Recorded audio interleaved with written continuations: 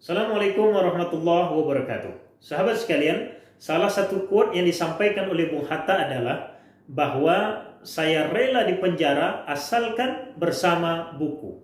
Karena dengan buku saya bebas.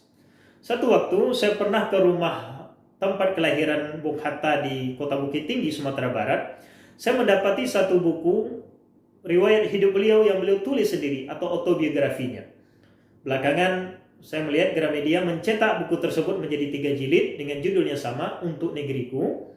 Dan kapan-kapan teman-teman bisa cari itu buku dan silakan dibaca, akan merasakan bagaimana Bung Hatta luar biasanya mencintai buku. Bahkan beliau menceritakan dalam buku tersebut sudah suka membaca, sudah hobi membaca, sudah sangat mencintai buku sejak kecil.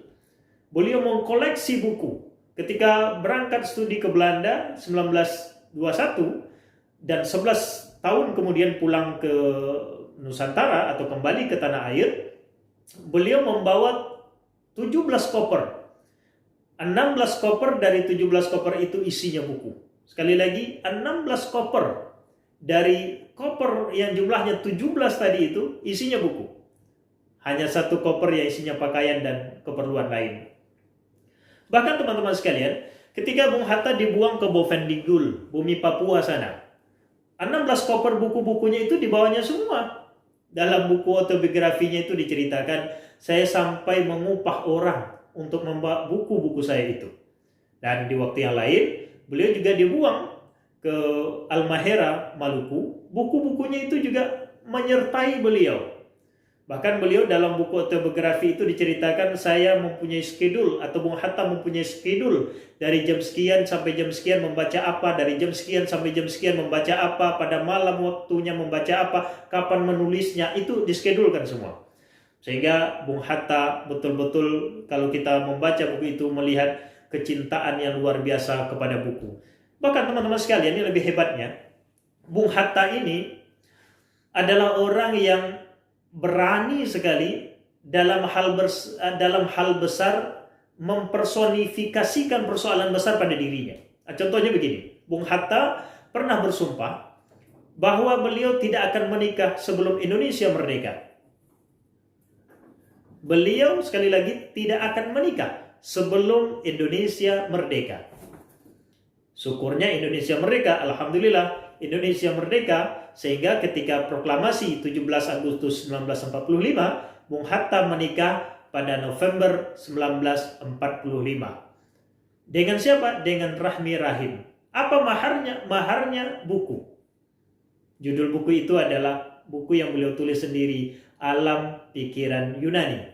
Sampai ibunya berkomentar, kita ini orang Sumatera Barat tidak biasa kalau maharnya itu buku, ya biasanya adalah permata, emas, ya barang berharga lah.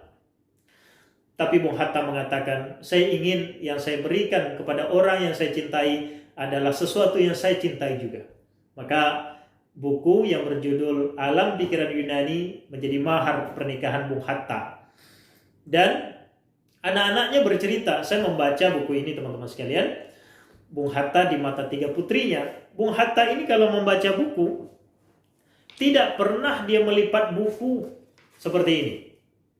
Ya, yang dilipat apa? Anak-anaknya cerita seperti Bu Mutia Hatta bercerita, yang dilipat itu tangan. Tidak pernah yang dilipat itu buku sebagai tanda misalnya di sana bacaan terakhir, tidak. Selalu ada penanda tersendiri. Tidak pernah buku itu yang dilipat. Apalagi melipat seperti ini. Tidak. Itu bukan kebiasaan Bung Hatta. Dan dari situ juga saya melihat bahwa pembaca yang baik akan mencintai buku itu dengan penghormatannya kepada buku. Tidak sembarangan menaruh buku, tidak sembarangan meletakkan buku, tidak serampangan memperlakukan buku, bahkan membawa buku pun dia perkirakan bagaimana buku itu tidak rusak. Ya, sangat elegan sekali kalau orang yang suka membaca buku memperlakukan buku.